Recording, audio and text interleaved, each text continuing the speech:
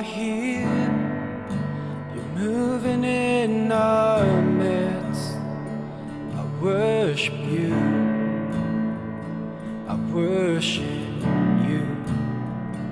You are here, you're working in this place. I worship you, I worship you. You are here, you're moving in our midst. I worship you, I worship you. You are here, you're working in this place. I worship you, I worship you. 'Cause you are waymaker, miracle worker, promise keeper, light in the darkness. My God, that is who you are. Waymaker, miracle worker, promise keeper, light in the darkness. My God, that is who you are. You are here, touching every heart. I worship you, I worship you. You are here, you're healing every heart. I worship you, I worship you. You are here, you're turning lives around. I worship you, I worship you. You are here, you're mending every heart. I worship you, and I worship you. 'Cause you are waymaker, miracle worker, promise keeper, light in the darkness. My God, that is who you are. Waymaker, miracle worker, promise keeper, light in the darkness. My God, that is who you are. You are waymaker, miracle worker, promise keeper, light in the darkness. My God, that is who you are. Waymaker, miracle worker, promise keeper, light in the darkness. My God, that is who you are. That is who you are. That is who you are. That is who you are. That is who you are. That is who you are. That is who you are. That is who you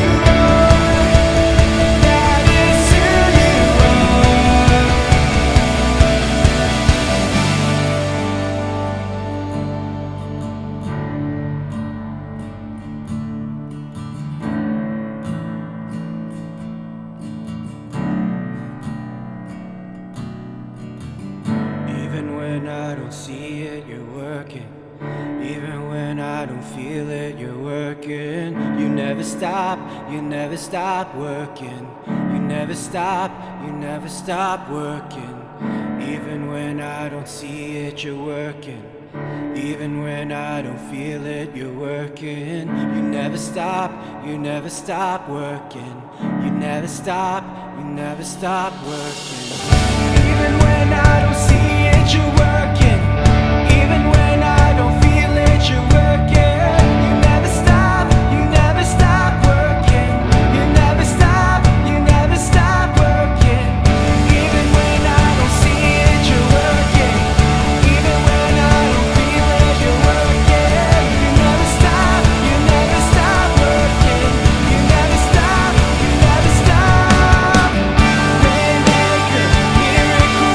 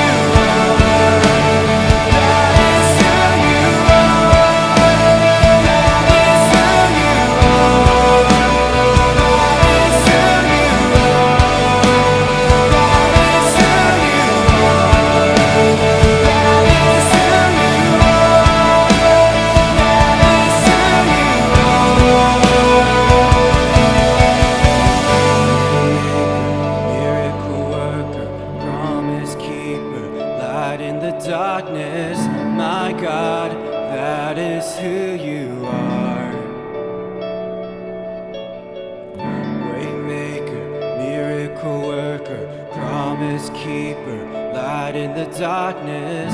My God, that is who you are. That is who you are. That is who you are. That is who you are. That is who you are.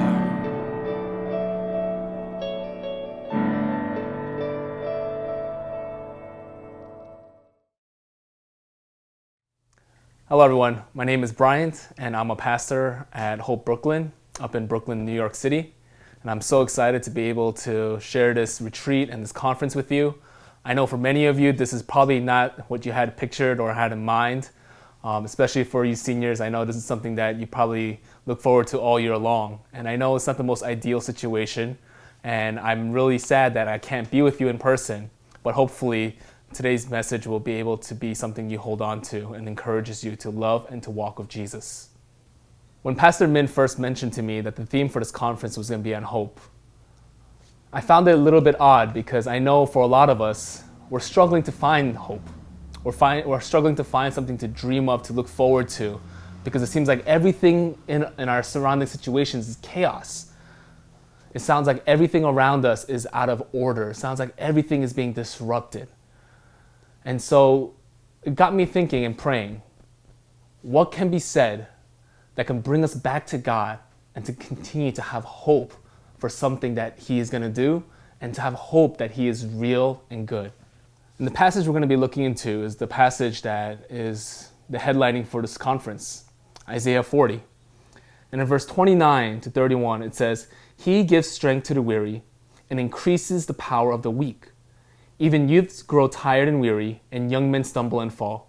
But those who hope in the Lord will renew their strength.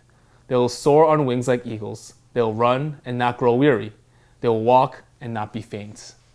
And so I want to spend some time focusing on that word and that text. But those who hope in the Lord. Because hope can have many different types of definitions. Hope can have different types of meaning. And hope can be used in many various ways. So I want to take a moment and to examine, what does hope mean for us? Because hope can be something that brings delight, brings joy, and brings life. But ironically, hope can also bring despair. See, hope is something that we dream of, or that we wait or we hold on to, that could bring us moments of relief, of joy, and restoration. So I want to take a moment and talk about, what is hope?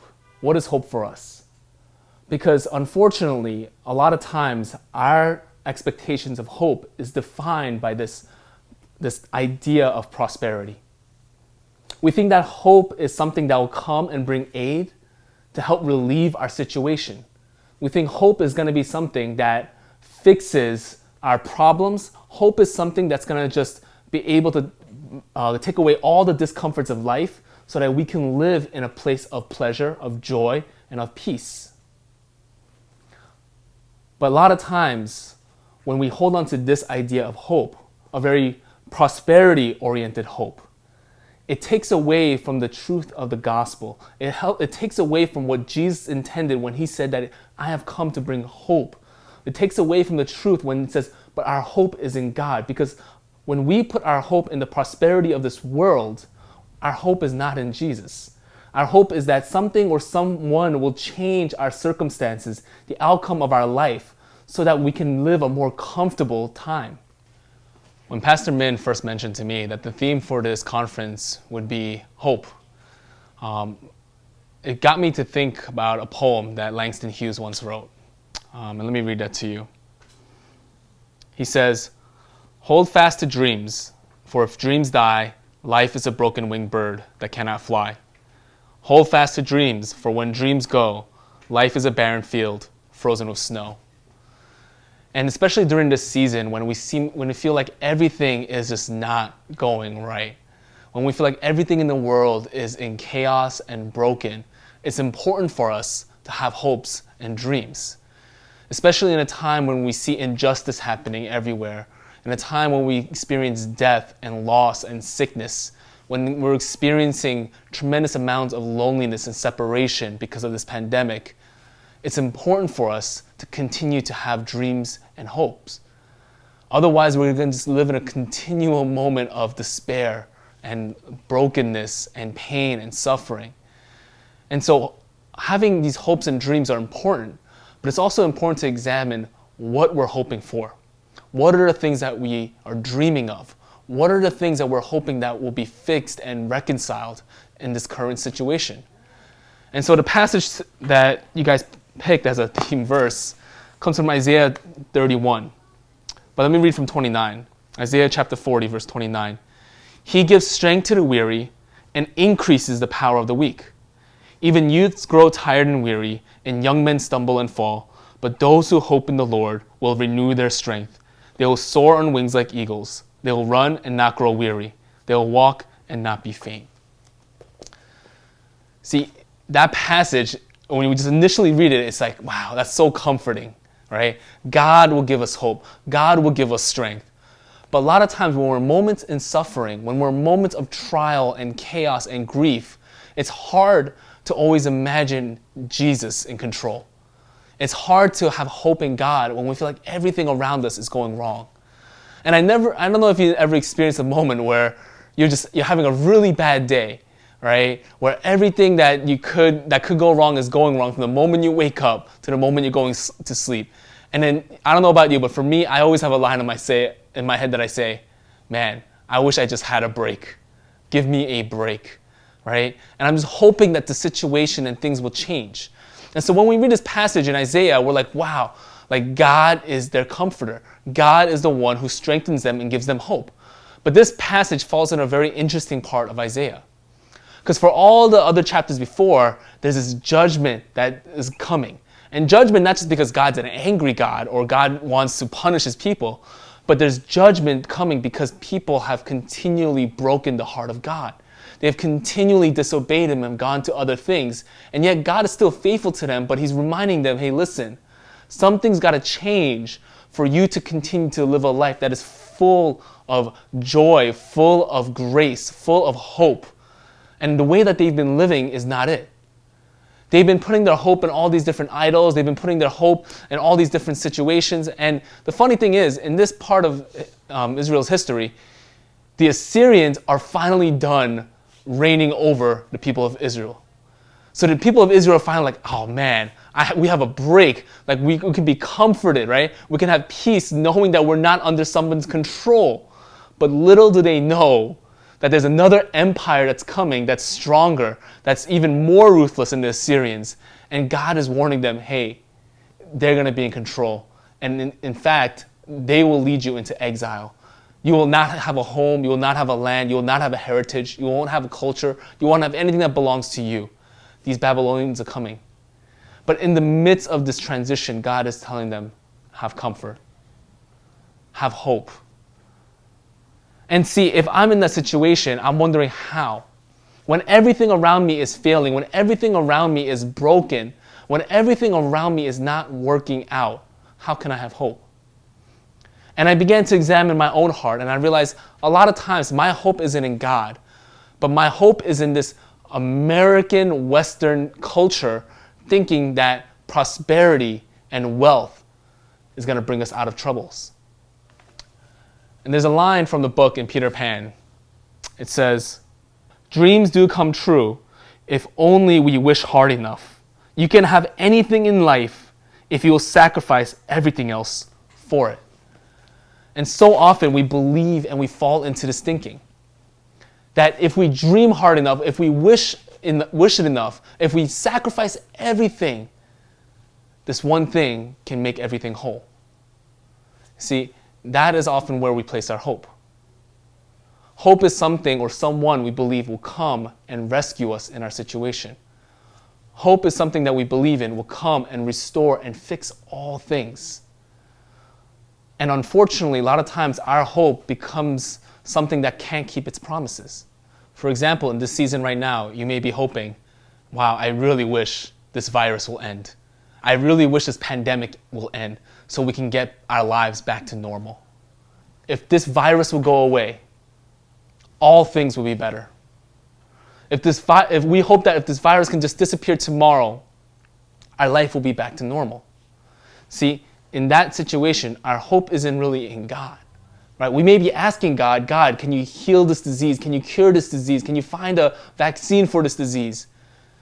But ultimately, we're not placing our hope in God, but we're placing in our hope in something that will be delivered to us, something materialistic. Maybe for some of us, we're hoping that we can see our friends again. We can hang out in the same way. And I'm going to be honest, I miss giving hugs to people.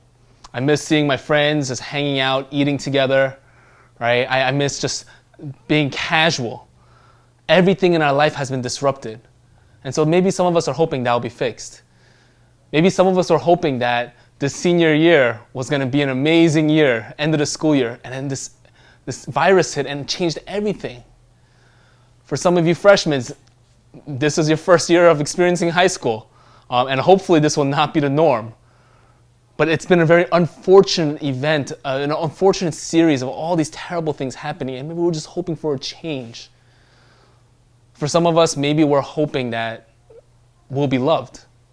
Maybe our hope is that someone can love us back with all the affection, with all the affirmation.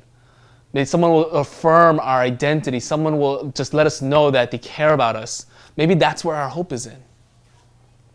Maybe some of us are hoping that we get into a certain school to find success, to find a place of prosperity, of academic goals. And here's the troubling thing. A lot of these things that we place our hope in will fail us because it cannot live up to the expectations of God. See, hoping in these things are not wrong. I mentioned that poem from Langston Hughes early on. If dreams aren't in our lives, if we don't hold on to dreams, it'll just put us in a place of despair and hopelessness. See, we were designed to have hope. We were designed to be people to believe that things are not the way that they should be. But the problem is we settle for less. We settle for a hope that cannot fulfill the promises and the emptiness of our hearts. We settle for types of hope that will only bring us more disappointment. Because the reality is, no matter how much somebody loves you, they'll never be able to love you the way you want them to love you. Take this from someone that's married. My wife and I have been married 3 years.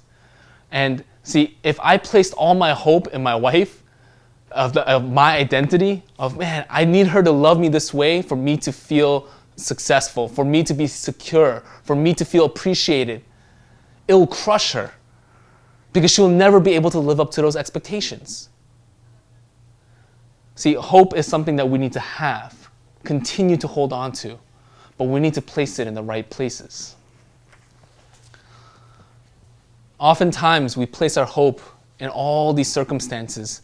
We place our hope in all of these types of materialistic things because we believe that it will make us whole. We believe that it will make us complete. We believe that it will bring us joy. If I could just get into this school, all my problems will be fixed. It will lead me to a road of being successful. It will lead me to a road of, being able to get the right job, to be able to, have the right type of finances. For some of us, we believe that if this person can just care about me in this way, I can love others. I can be more of myself. See, a lot of these things that we hope for cannot live up to those expectations. And the troubling thing is, we will work tirelessly. And like that quote from Peter Pan, we will sacrifice everything for these dreams and these hopes to come true. We will lie. We will cheat. We will hurt people.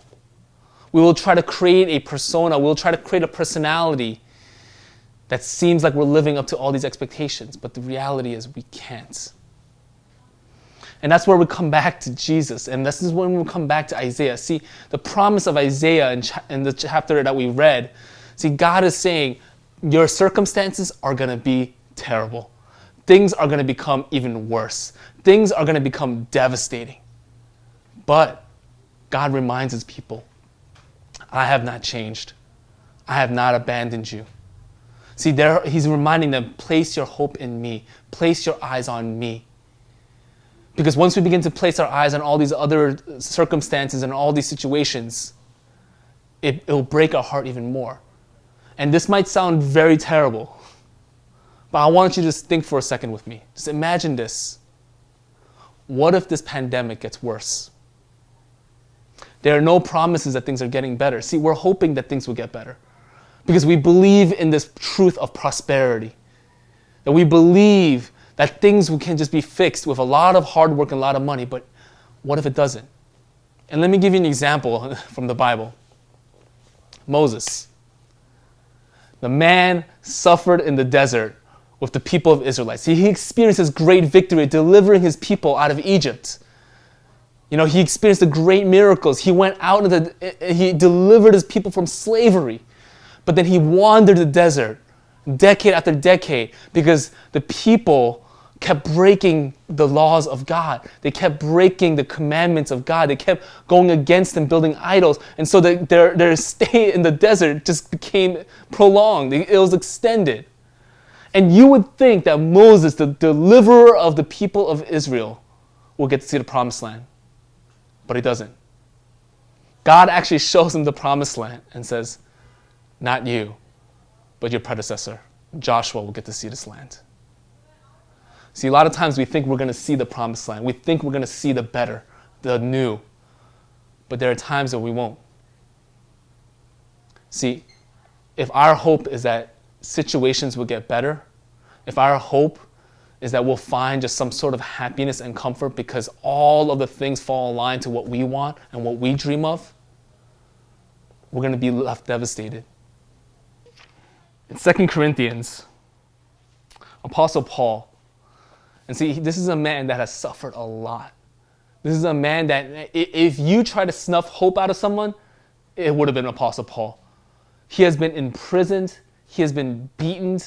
He has been chased out. He's been defamed. He's been slandered. He's gone through it all.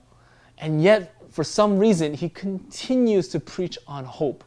And in 2 Corinthians chapter 4, verse 7, Paul reminds the church of Corinth, through all of the brokenness, through all of the struggle and persecution, he says, but we have this treasure in jars of clay to show that this all-surpassing power is from God and not from us. See, the hope that we have cannot be from this world because the hope in this world is temporary. It'll fade. It'll disappear. It will break. And Paul says, we are hard-pressed on every side, but not crushed. Perplexed, but not in despair. Persecuted, but not abandoned. Struck down, but not destroyed. We always carry around in our body the death of Jesus, so that the life of Jesus may also be received in our body.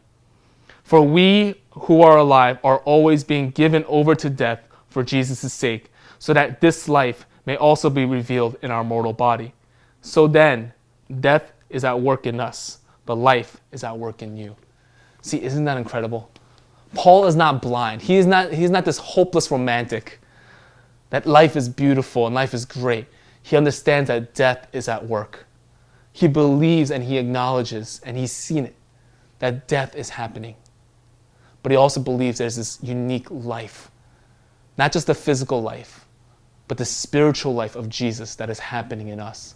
And that is why, although he is pressed on every side, he is not crushed. And this is very ironic because he talks about our treasures in jars of clay. See, usually back then, when you had something precious, you don't put it in jars of clay.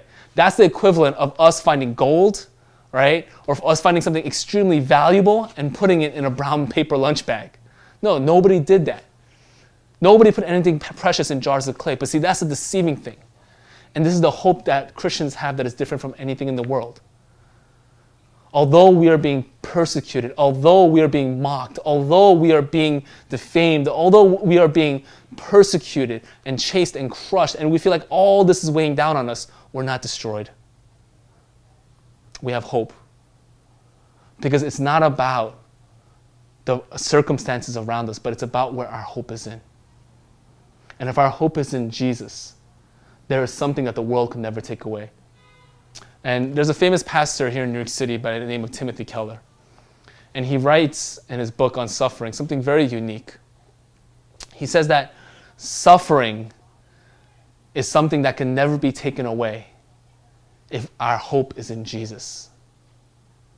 And a lot of times in the moments of suffering, it's hard. And he says this in the book. He says that although we know we can have all the knowledge of Jesus in our head, Although we can know all the realities of the scriptures in the Bible, once suffering hits, it's hard to reconcile that in our hearts. It's hard to remember all those things. And he talks about a professor that actually wrote an entire book on the book of Job. He teaches on the book of Job. He teaches on suffering. But when he experienced death and he experienced the loss of a loved one, all that he knew, he had a hard time connecting. Because in his heart there was trauma. And in his heart there was grief. And so there is something that we need to continually do if we believe in Jesus. We need to continually remind our hearts and our mind of the hope that we have in him. And I'll end this one last story. I went to a mission trip in Nicaragua. And we landed and we rented a van and we went to go eat. The first thing we did was we had to find food. We were so hungry. We didn't even check into our hotel. We went to go eat. And we left the van parked about maybe 15, 20 feet from where we were eating. And we thought everything is good, everything is safe. And I remember as we finished eating, we walked out and we found out the van was broken into. And I found out everything that I had on that trip with me was taken. All my valuables, and I remember just feeling this immense moment of anger, right? And I remember experiencing this one thought. And I said this to God in my prayers. I said, God, I came here to serve you. How can this happen to me? And I didn't notice it at that moment, but later on I found that in my heart, that I realized my picture of God was so small. See, I believed that because I was doing something good or because I was a good person, bad things shouldn't happen to me. See, if we hold on to that truth, if we hold on to that thinking of God, when suffering and trials happen, we're going to be devastated. Because we might believe that I'm a good person, right? I'm serving you, God. I'm doing all these things for you. How can you allow bad things to happen to me? And we begin to lose hope. But see, we need to realize that God is the good God, that he is always in control.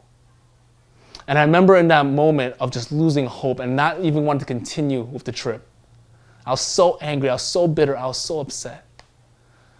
And I remember in those evenings, I was spending time just reading the scriptures, and I was reading through the Psalms, and I was trying to read through the Lamentations. I'm trying to experiencing my grief. And during those moments, God reminded me, although people can rob you of the materialistic things in this world, there's a treasure that no one can ever take away from me.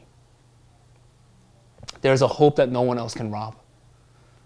See, I came with all those materialistic things, and those things were lost immediately. How quickly they fade. And see, in that moment, God was reminding me, your hope isn't in that. Your hope is in me. Your hope is in this heavenly treasure. Your hope is not in your strength. See, like I can't place the hope in my abilities. I can't place the hope in my wisdom. I can't place the hope in my powers, because sometimes you just feel so helpless, especially in a crisis like this. There are a lot of things I don't have the answers to, and I just feel helpless. But in Isaiah, God is reminding us to have our hope in him, to have our hope in his strength, in his wisdom. And so my encouragement today is that your hope is not found in just the situation and circumstances. Mind you, keep praying for those things, because God listens, God hears. But our ultimate hope isn't in that, it's in him. Let's take a moment to pray. Heavenly Father, thank you for delivering this tremendous hope to our lives. I pray that we may take a moment to examine and take a step back to realize what we're placing our hope in. That it may not be just in the things of this world, but may it be in you. Show us the power of your hope. Show us the power of your wisdom and your love and your grace. And may we rest in that. I thank you. In Jesus' name we pray. Amen.